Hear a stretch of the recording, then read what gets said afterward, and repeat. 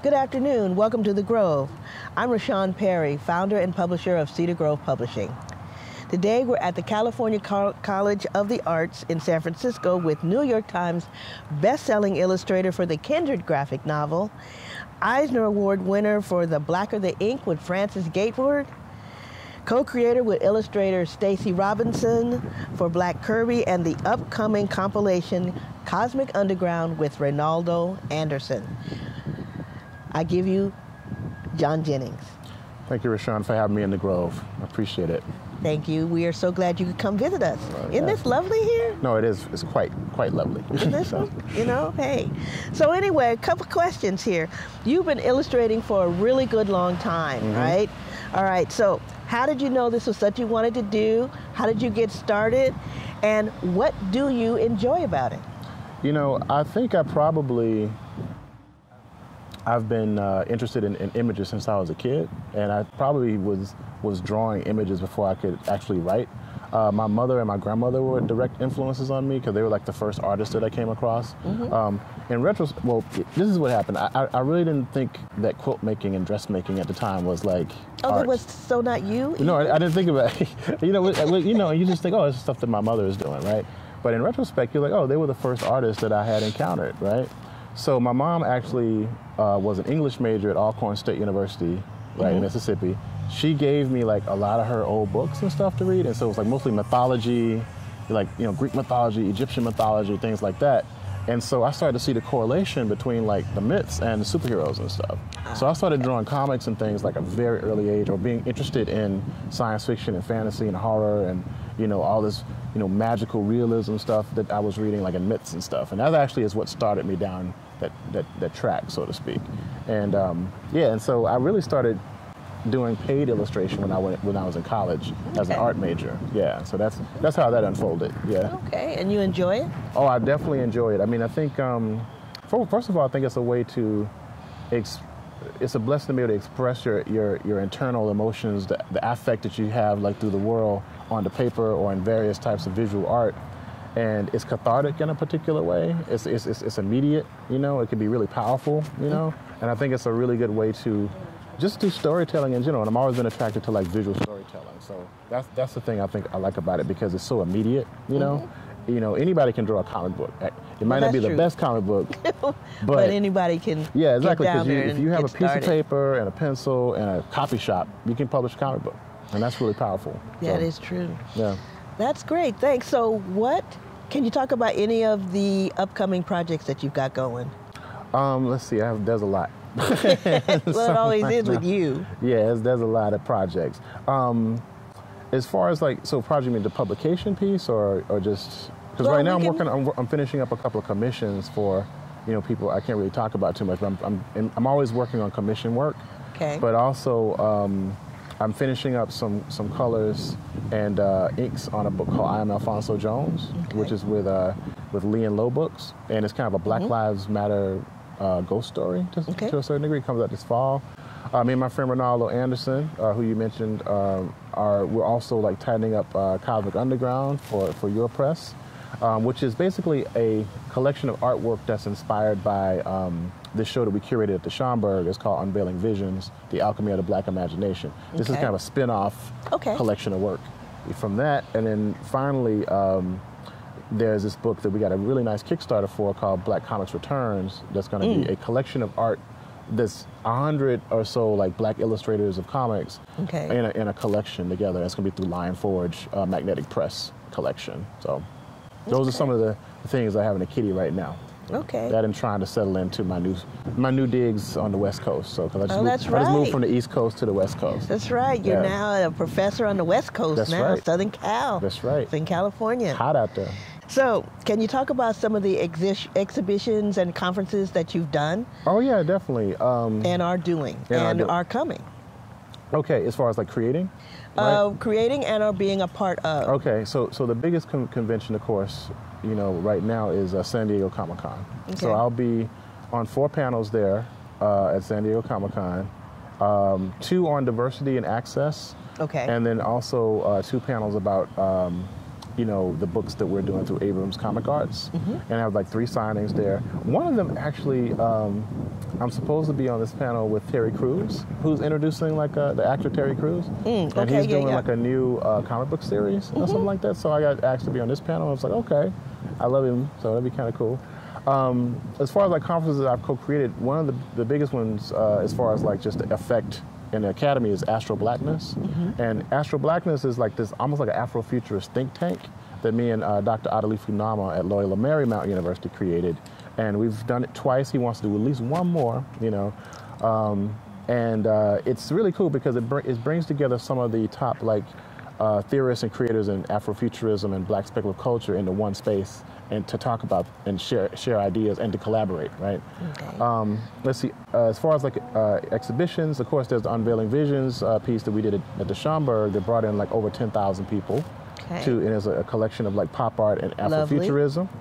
One of the biggest shows that we did, me and my friend Damien co-curated was Out of Sequence, Underrepresented Voices in American Comics, which was after some of your curatorial efforts, actually. Oh, that's right. Yeah, because it basically looked at like identity politics in comics. Yeah, and that was back in 2008.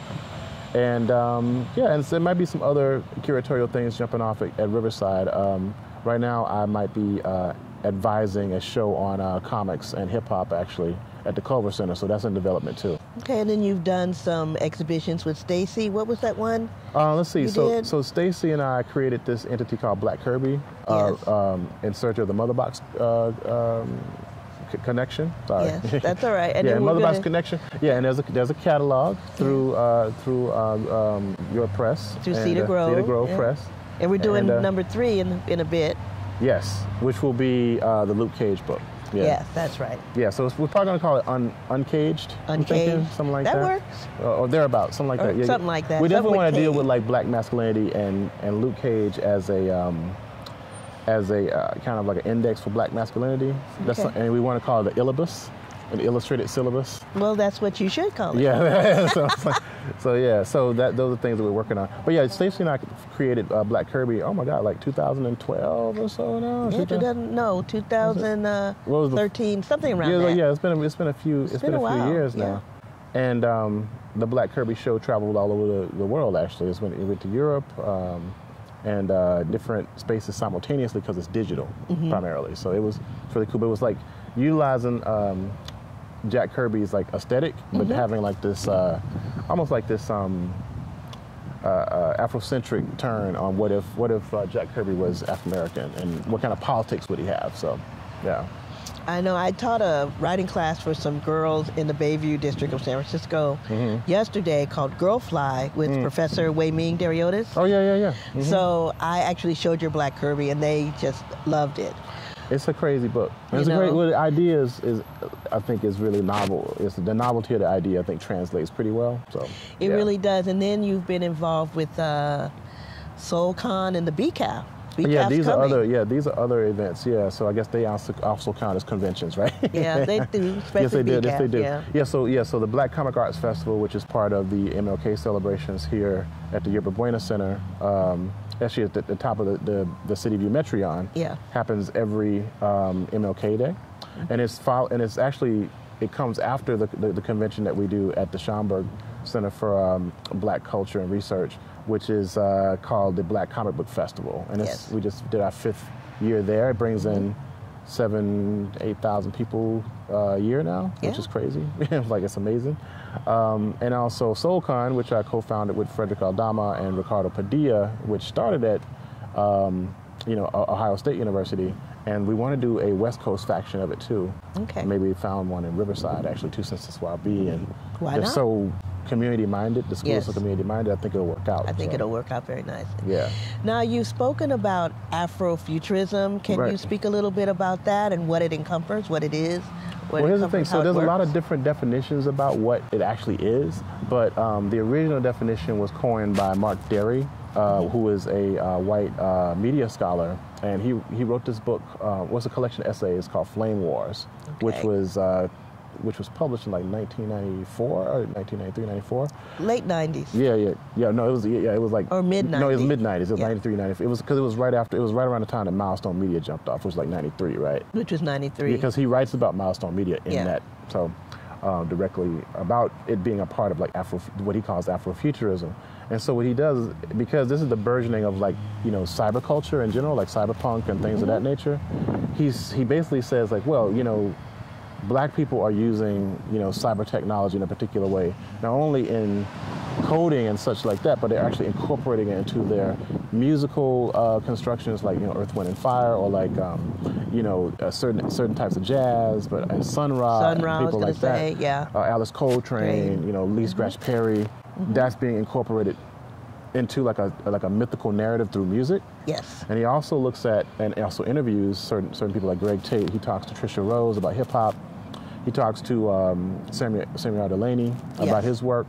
So he starts to kind of pull together, different strands of cultural production that he calls Afrofuturism, which is dealing with like the black body, technology, and also how like it's politicized, like how technology is politicized when it becomes like, through an Afrocentric point of view. And he talks a lot about comics. And one of the things that's really interesting is that when people talk about Afrofuturism, a lot of times they put science fiction over here and they put like black comics over here. Yes. But when you look at the original like essay, he puts illustrations from Dennis Cowan and he shouts out McDuffie, during McDuffie, like really hard, and everybody who created like Milestone Media really hard in that collection, and also Kyle Baker. Yes. Is shouted out too because of Why I Hate Saturn. Yeah. And he kind of pulls all this together as like a cultural aesthetic that's talking about the future and black, successful black politics in the future, through technology. So that's kind of a broad. So it's more like it's a cultural production space, that involves technology, science fiction, magical realism, and all those different things to talk about the now. Yeah, so. I love black speculative fiction. Yeah, because I like that idea. Yeah, I like black speculative. The black speculative as the overarching term, more so because you can actually bring in all these different aspects, because then you get into like genre conventions. Like for instance, does something like Get Out fit under Afrofuturism? I don't know. I mean, it has science fiction in it, but it also has a lot of gothic horror in it as well. Exactly too. Yeah. So when you start looking at the genre conventions, you can't necessarily pigeonhole it into one space. Yeah, and so just because someone is in a story that has like magic in it that happens to be black, does that mean it's Afrofuturism? Some people say yes. Some people say yes. But, I'm thinking, well, if you're looking at science fiction and fantasy, those particular things do have genre conventions that kind of predate us thinking about Afrofuturism in this way. So I don't know. I mean, it's splitting hairs. It kind of is, but the book that we just did, Sycorax's Daughters, that to me is black speculative fiction because it encompasses science fiction, horror. It's predominantly a horror anthology, actually. And it's historically. And it's historical because it's the first anthology of horror totally written by black women. Totally written, edited, and published by black women. Yeah. So, and then Linda Addison, not to, disregard Kenitra Brooks and Susanna Morris, but Linda Addison, who was one of the 3 editors, is the first African-American woman to win the Horror Writers of America's Bram Stoker Award. The Bram Stoker Award, and I think she's done it several times. Oh, yeah. More than, I think, 4? Yeah, 3, at least 4 times? Yeah, at least 4 times, I think. Yeah. So, we have that. But the thing is, it's got that science fiction, fantasy, horror, steampunk, vampire. It's got the whole range, but it's from a black woman's point of view, which I think is great. Yeah, which is why I published it. I think black women's voices are really privileged in Afrofuturist or black speculative culture anyway. It seems like it's that, not necessarily like it's a feminist space, but actually there's the woman's voice I think is predominant, which I think is very different than like westernized science fiction. Yes. Yeah, and also the way that we look at time. This is something Natasha Womack talks about in her book, that it's not linear time. It's like it's cyclical. It goes in a circle, so it's like a cipher. So you're talking about the now, and and the past, and the present, and the future, like simultaneously to a certain degree. So in that regard, maybe all of it is Afrofuturism, but you know, I think what the hang up is like that chronological reference to the future. Yes. And then some people, of course, have issues with it being connected to Italian futurism, which Yeah. leads into, you know, other really Very difficult spaces like Nazism and, you know, different other pieces. really, really like, you know, totalitarian things. Yeah, that's the word I was looking for. So that's why people say, oh, is it futurist? I don't know. So yeah, but it's basically like a space where we can actually have conversations about, you know, our subjectivity as a people, you know, through the speculative. So that's good. I've already asked you about upcoming projects. Mm-hmm. You've told us about that. So basically, that's it. Oh wow! Thank you, John, for coming out and hanging out with us in this gorgeous space. I know, it's so beautiful today. Thank you for having me. And the day was great. You know, hey, we're blessed. Lots of sun. Well, I'd like to thank Cedar Grove for existing and for like supporting our work. You know, Well, thank you so much. Yes, you know, it's really wonderful. So I really appreciate that. So. You're very welcome. All right. All right. Well, that's me and John Jennings, and we're signing off for this episode of In the Grove.